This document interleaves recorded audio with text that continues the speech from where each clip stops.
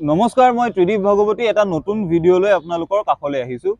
আজি বিশ্বকাপৰ বিজয়টোৰ কথা পাতিম, বিশ্বকাপত ভাৰতীয় দলটোৰ খিতাপ অৰ্জনৰ কথা পাতিম আৰু কেইটামান সাধু কথাৰ কথা পাতিম। এইভাবে মই সাধু কথা বুলি কৈছোঁ কাৰণ বিশ্বকাপৰ জয় সেই সময়খিনিৰ সাক্ষী হোৱা আটাইৰে বাবে এই কথাবোৰ পিছৰ প্ৰজন্মক ক'ব পৰাকৈ আজিৰ তাৰিখত সাধু কথা হৈছে। আৰু এই সাধু কথাকেইটা শুনাৰ পাছত আপোনালোকেও বিশ্বাস কৰিব যে আমি কিয় এই কথাকেইটা মনত ৰখা উচিত। প্ৰথমতে আপোনালোকক এটা কথা কৈ লওঁ, 1983 চনৰ যিসকলে সেই ক্ষণটোৰ সাক্ষী হৈছিল তেওঁলোকে পিছৰ প্ৰজন্মক সেই সাধু কথা কৈছিল বাবে 2007 চনত আমি আকৌ বিশ্বকাপ জিকিছিলোঁ। 2007ত সেই সাধু কথাবোৰ আকৌ পতা হৈছিল বাবে 11ত আমি বিশ্বকাপ জিকিছিলোঁ। 11ৰ পাছত ভাৰতীয় ক্ৰিকেটত যি খৰাং বতৰৰ সৃষ্টি হৈছিল, এই সময়ছোৱাত অনুৰাগীসকল দলটোৰ লগত আছিল বাবে 24ত আজি আমি এই বিশ্বজয়ৰ খিতাপ পাইছোঁ। প্ৰথমটো সাধু কথালৈ যাব বিচাৰিছোঁ। প্ৰথমটো সাধু কথা হৈছে এনেকুৱা এগৰাকী খেলুৱৈৰ, যিগৰাকী খেলুৱৈৰ বাবে 19 ডিচেম্বৰ 2006 দিনটো বৰ গুৰুত্বপূৰ্ণ।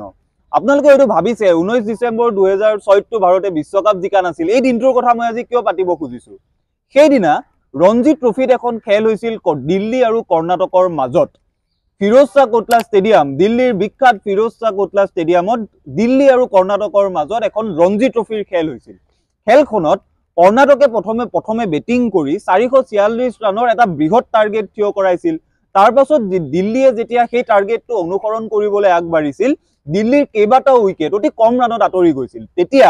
দিল্লীৰ হৈ বেটিং কৰিবলৈ এগৰাকী নতুন বেটছমেন, যিগৰাকীয়ে মাত্ৰ কেইখনমান মেটছৰ আগত ৰঞ্জী ট্ৰফিত নিজৰ অভিষেক ঘটাইছিল, তেখেত আগবাঢ়ি আহিছিল।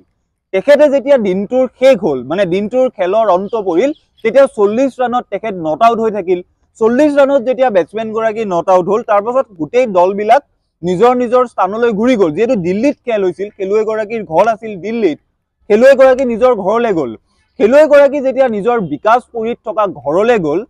তেওঁৰ সন্মুখত এটা অনাকাংক্ষিত বিপদ আহিল।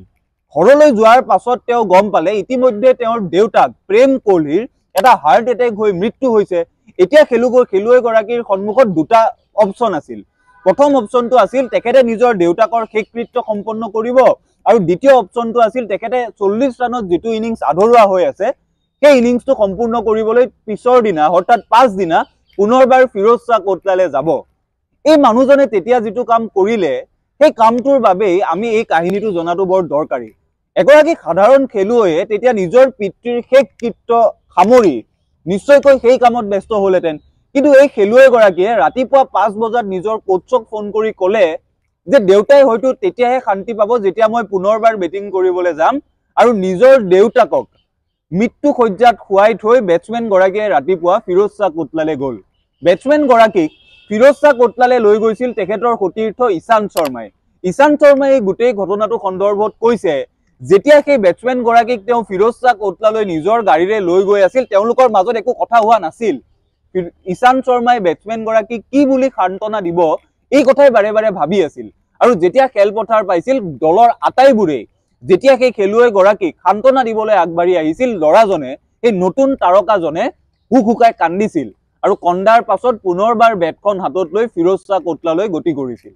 সেইদিনা সেই বেটছমেনগৰাকীয়ে 90 ৰানৰ এক অনবদ্য ইনিংছ খেলিছিল, আৰু সেই ইনিংছে তাৰ পাছত সেই তাৰকাগৰাকীক, ৰঞ্জী দলৰ তাৰকাগৰাকীক ভাৰতীয় দলৰ তাৰকা হিচাপে প্ৰতিষ্ঠিত কৰিছিল। সেই খেলুৱৈগৰাকী আছিল বিৰাট কোহলি।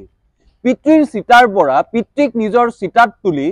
মাজৰ এই গোটেই সময়ছোৱাত সংগ্ৰাম কৰা বিৰাট কোহলিয়ে ভাৰতীয় দলটোৰ হৈ 2011 চনত বিশ্বকাপ জিকিছিল, 2013 চনত চেম্পিয়নছ ট্ৰফি জিকিছিল। কিন্তু বিশ্ব ক্ৰিকেটৰ মুকুটবিহীন সম্ৰাট হৈ পৰা বিৰাট কোহলিৰ বাবে এই ICC ট্ৰফিটো বৰ দৰকাৰী আছিল। হয়তো মুকুটবিহীন সম্ৰাটগৰাকীয়ে মুকুটটো বাৰ্বাডোজত সেইদিনা বিচাৰি পালে, যাৰ বাবে এই সাধু কথাটো আমি মনত ৰখাটো বৰ জৰুৰী। এগৰাকী খেলুৱৈ কিমান দৃঢ় মনৰ হ'লে নিজৰ পিতৃক চিতাত তোলাৰ পাছত বেটিং কৰিবলৈ পুনৰবাৰ ফিৰোজ শ্বাহ কোটলালৈ যাব পাৰে, তাৰ কাহিনীটো আমি আটাইয়ে মনত ৰখাটো উচিত। এতিয়া দ্বিতীয় কাহিনীটোলৈ আহোঁ। দ্বিতীয় কাহিনীটো আন এগৰাকী ক্ৰিকেটাৰৰ কাহিনী। 2003 চনত সৌৰভ গাংগুলীৰ নেতৃত্বত যেতিয়া ভাৰতীয় দলটোৱে বিশ্বকাপৰ ফাইনেল পাইছিল, বহু লোকে ভাবিছিল যে এইবাৰ ভাৰতে বিশ্বজয় কৰিব, কিন্তু ফাইনেলত অষ্ট্ৰেলিয়াৰ হাতত ভাৰত পৰাজিত হৈছিল। তাৰ পাছত 2007 চনত যেতিয়া কেৰিবিয়ান ভূমিত বিশ্বকাপ অনুষ্ঠিত হৈছিল, এগৰাকী নতুন অধিনায়ক ৰাহুল দ্ৰাবিড়ৰ নেতৃত্বত ভাৰতীয় দলটোৱে কেৰিবিয়ান ভূমিলৈ গৈছিল। আশা কৰা হৈছিল যে যিহেতু দলটোত সকলো সুসংগঠিত হৈ আছে এইবাৰ ভাৰতে বিশ্বকাপ জিকিব কিন্তু কেৰিবিয়ান ভূমিত যেতিয়া ভাৰত উপস্থিত হ'ল প্ৰথমখন খেলত ভাৰতে বাংলাদেশৰ হাতত পৰাজিত হ'ল বাৰ্মুডাৰ লগত জিকিল কিন্তু শ্ৰীলংকাৰ লগত আকৌ হাৰি ভাৰত গ্ৰুপ পৰ্যায়ৰ পৰা আঁতৰি আহিবলৈ বাধ্য হ'ল লগে লগে সমগ্ৰ দেশত ৰাহুল দ্ৰাবিড়ৰ প্ৰতিকৃতি দাহ কৰা হ'ল এই কথা কোৱা হ'ল যে ৰাহুল দ্ৰাবিড়ৰ বাবে দেশখন হাৰিল ৰাহুল দ্ৰাবিড় সমগ্ৰ দেশৰ সন্মুখত এগৰাকী ভিলেন হৈ পৰিল তাৰ পাছৰ সময়খিনি ৰাহুল দ্ৰাবিড়ৰ বাবে অত্যন্ত প্ৰত্যাহ্বানজনক আপোনালোক আটাইয়ে জানে এগৰাকী খেলুৱৈয়ে যেতিয়া অৱসৰ গ্ৰহণ কৰে তেওঁ হয়তো কোনো ব্ৰডকাষ্ট চেনেলৰ কমেণ্টেটৰ হিচাপে নিজৰ জীৱন আৰম্ভ কৰে হয়তো তেওঁ আটাইতকৈ সহজ যিবোৰ ৰাস্তা সেই ৰাস্তাবোৰ বাছি লয় কিন্তু ৰাহুল দ্ৰাবিড়ে বিশ্বকাপত পৰাজয়ৰ পাছত যিটো পথ বাছি ল'লে সেই পথটো আছিল আটাইতকৈ টান তেখেতে নতুন তাৰকাসকলক উলিওৱাৰ বাবে নতুন তাৰকা সৃষ্টিৰ বাবে কোচৰ লগত জড়িত হ'ল কোচিঙৰ লগত জড়িত হ'ল আৰু তাৰ পাছত ৰাহুল দ্ৰাবিড় হৈ পৰিল ইণ্ডিয়া এ দলৰ কোচ তাৰ পাছত আণ্ডাৰ-19 দলটোৰ কোচ হ'ল আৰু সেই ৰাহুল দ্ৰাবিড়ে বাৰ্বাডোজত যেতিয়া ভাৰতৰ সিনিয়ৰ দলটোৰ কোচ হৈ বিশ্বকাপৰ ট্ৰফিটো সেইদিনা দাঙি ধৰিলে এই যিটো অসম্পূৰ্ণ কাহিনী আছিল যিগৰাকী ৰাহুল দ্ৰাবিড়ক নেশ্যনেল ভিলেন সজোৱা হৈছিল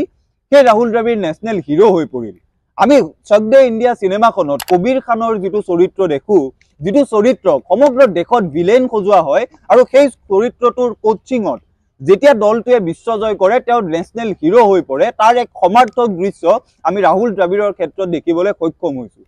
সেইবাবে এই বিশ্বকাপটোৰ আন এক কাহিনী হ'ল ৰাহুল দ্ৰাবিড় নেশ্যনেল ভিলেনৰ পৰা নেশ্যনেল হিৰো হোৱাৰ কাহিনী আৰু সেইবাবে হয়তো ধীৰ সুস্থিৰ ৰাহুল দ্ৰাবিড়ে বাৰ্বাডোজত যিদিনা টি20 বিশ্বকাপৰ ট্ৰফিটো দাঙি ধৰিছে তেওঁৰ মুখতো আমি উত্তেজনা দেখিছো তেওঁৰ মুখতো আমি এক কেতিয়াও নেদেখা এক দৃশ্য দেখিছো গতিকে দ্বিতীয় কাহিনীটো ৰাহুল দ্ৰাবিড়ৰ কাহিনী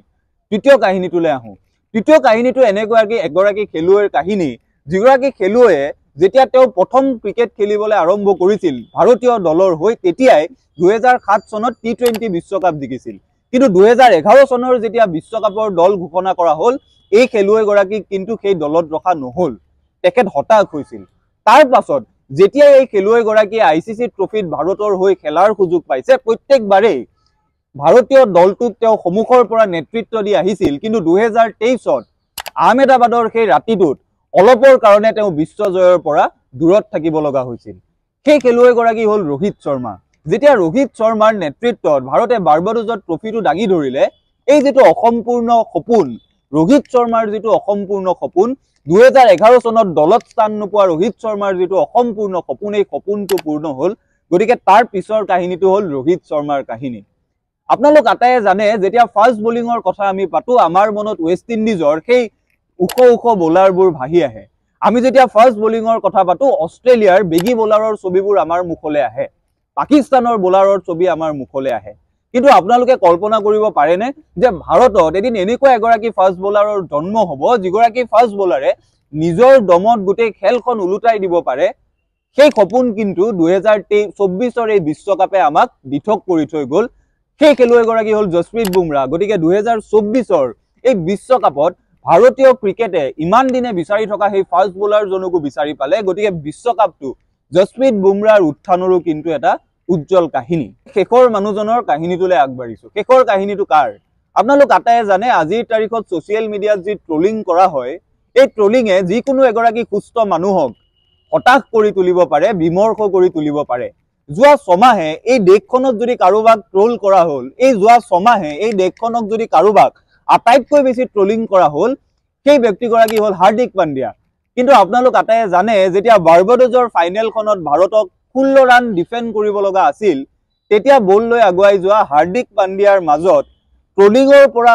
হিৰোলৈ ৰূপান্তৰিত হোৱা ট্ৰলিঙৰ পৰা নেশ্যনেল হিৰোলৈ ৰূপান্তৰিত হোৱা এটা কাহিনী আমি দেখিলো এটা সাধু কথা আমি দেখিলো যিটো সাধু কথা হয়তো আমি পিছৰ প্ৰজন্মক ক'ব পাৰিম যে কিদৰে এগৰাকী অলৰাউণ্ডাৰে পাকিস্তানৰ সৈতে যেতিয়া ভাৰতৰ বিপদ হৈছিল তেতিয়া দেশখনক উদ্ধাৰ কৰিছিল অষ্ট্ৰেলিয়াৰ সন্মুখত যেতিয়া দেশখনৰ বিপদ হৈছিল তেতিয়া দেশখনক উদ্ধাৰ কৰিছিল আৰু ফাইনেলত যেতিয়া আটাইতকৈ বেছি প্ৰয়োজন হৈছিল সেই নেশ্যনেল ভিলেনজন আকৌ নেশ্যনেল হিৰো হৈ উঠিছিল গতিকে 2024 এই বিশ্বজয়ৰ কাহিনীটো হাৰ্দিক পাণ্ডিয়া নেশ্যনেল ভিলেনৰ পৰা নেশ্যনেল হিৰো হোৱাৰো কাহিনী গতিকে হাৰ্দিক পাণ্ডিয়াৰ এই যিটো উত্থান ট্ৰলিঙৰ পৰা হঠাৎ পৰিস্থিতি এটাৰ পৰা দেশখনক উজ্বলাই ৰখাৰ যিটো উত্থান এই উত্থানৰো কিন্তু কাহিনী এই যে কাহিনীবোৰ আজি পাতিছো এইভাবে পাতিছো কাৰণ 1983 চনত যেতিয়া ভাৰতে বিশ্বকাপ জিকিছিল কোনেও ভবা নাছিল যে ভাৰত বিশ্ব চেম্পিয়ন হ'ব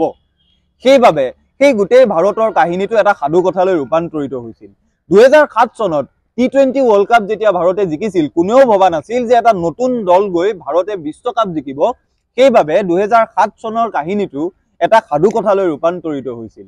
2G স্পেক্ট্ৰাম কেলেংকাৰী কয়লা কেলেংকাৰী বিভিন্ন কেলেংকাৰীত গ্ৰস্ত হৈ থকা দেশখনে 2011 চনত যেতিয়া নিজৰ মাটিত বিশ্বকাপ জিকিছিল 2011ৰ কাহিনীটো এটা সাধু কথালৈ ৰূপান্তৰিত হৈছিল আৰু 2024ত আজিৰ তাৰিখত ভাৰতীয় ক্ৰিকেট বিশ্বৰ আটাইতকৈ শক্তিশালী ক্ৰিকেট BCCI আটাইতকৈ শক্তিশালী বোৰ্ড কিন্তু তাৰ মাজৰ যিটো খৰাং বতৰ ICC ট্ৰফি নথকা ভাৰতৰ যিটো খৰাং বতৰ এই খৰাং বতৰটোৰ অন্ত পৰিছে বাবে দ্য ড্ৰাউট ইজ অভাৰ বাবে এই 2024ৰ সাধু কথাটো আমি আটায়ে মনত ৰখাটো দৰকাৰ আপোনালোক আটায়ে জানে যে ক্ৰিকেটে ভাৰতীয় দলক ভাৰতীয় মানুহক কিদৰে উৎসাহিত কৰে কিদৰে উল্লাসিত কৰে আৰু 2024ৰ সেই ৰাতি পিতৃৰ চিতাৰ পৰা হাহিলৈ যেতিয়া আমি বাৰ্বাডোজত বিৰাট কোহলিৰ উত্থান দেখিলো 2007ত নেশনেল ভিলেন হৈ পৰা নেশনেল হিৰো হোৱা ৰাহুল দ্ৰাবিড়ৰ আমি যি উত্থান দেখিলো এটা ICC ট্ৰফিৰ বাবে সপোন দেখা ৰোহিত শৰ্মাৰ আমি সপোনৰ যি বিকশিত ৰূপ দেখিলো হাৰ্দিক পাণ্ডিয়া নেশনেল ট্ৰলিং ফিগাৰৰ পৰা নেশনেল হিৰো হোৱা আমি যিটো যাত্ৰা দেখিলো আৰু জসপ্ৰীত বুমৰাৰ নামত এগৰাকী ভাৰতীয় বেগী বোলাৰ আমি যিদৰে উত্থান ভাৰতীয় বেগী বোলাৰৰ আমি যিদৰে উত্থান দেখিলো এই আটাইবোৰ কাহিনী আটাইবোৰ সাধু কথা পিছৰ প্ৰজন্মক ক'ব পৰাকৈ আমাক সমৃদ্ধ কৰিলে আৰু সেইভাবে আজিৰ এই ক্ষণটোত এই আটাইবোৰ কথা পাতি 2024ৰ জয়টো আমি উদযাপন কৰিব খুজিছো আপোনালোক আটায়ে জানে যে ভাৰতীয় ক্ৰিকেটে বৰ্তমান সময়ত বিশ্বৰ আটাইতকৈ শক্তিশালী দল হিচাপে প্ৰতিষ্ঠিত হৈছে 1999 2003 2007ৰ অষ্ট্ৰেলিয়ান দলটোৰ কথা যিদৰে বিশ্ববাসীয়ে মনত ৰাখে এই দলটোকো হয়তো মনত ৰাখিব লাগিব কাৰণ ICC ট্ৰফিত এইদৰে দুৰ্দান্ত প্ৰদৰ্শন কৰা এইদৰে বাৰে বাৰে ফাইনেললৈ যোৱা আন কোনো দল ক্ৰিকেটৰ ইতিহাসত নাছিল সেইভাবে এই সময়ছোৱা ভাৰতীয় ক্ৰিকেটক উদযাপন কৰাৰ সময় বিৰাট কোহলি ৰোহিত শৰ্মাৰ অৱসৰৰ পাছত আকৌ এটা নতুন তাৰকাৰ আকৌ এজাক নতুন তাৰকাৰ সৃষ্টি হোৱাৰ সময় আৰু ক্ৰিকেট নামৰ এই ভাল লগা কথাটো ভাল লগা খেলবিধ আমি আটায়ে মনে প্ৰাণে জিপাল কৰি ৰখাৰ সময় আশা কৰো ভিডিওটো চাই ভাল পালে পিতৃৰ চিতাৰ পৰা বিৰাট কোহলিৰ উত্থানৰ কাহিনী শুনি ভাল পালে national villain Rahul Dravid national hero হোৱা কাহিনী শুনি ভাল পালে এটা সপোন খেদি থকা ৰোহিত শৰ্মাৰ সপোন পূৰণ হোৱা কাহিনী শুনি ভাল পালে এগৰাকী বেগী বোলাৰ অষ্ট্ৰেলিয়া পাকিস্তানক টক্কৰ দিব পৰা ভাৰতীয় বেগী বোলাৰৰ কাহিনী শুনি ভাল পালে আৰু ট্ৰলিঙৰ বিৰুদ্ধে গৈ দেশক বিকশাই তোলাৰ দেশক জিলিকাই তোলা হাৰ্দিক পাণ্ডিয়াৰ কাহিনী শুনি ভাল পালে এই আটাইকেইটা সাধু কথা মই মোৰ পিছৰ প্ৰজন্মক কম আৰু আশা কৰিম আপোনালোকেও নিজৰ পিছৰ প্ৰজন্মক নিশ্চয়কৈ ক'ব ধন্যবাদ ভিডিওটো চোৱাৰ বাবে আৰু পৰৱৰ্তী ভিডিওসমূহৰ বাবে আন্তৰিকতাৰে বাট চাব ধন্যবাদ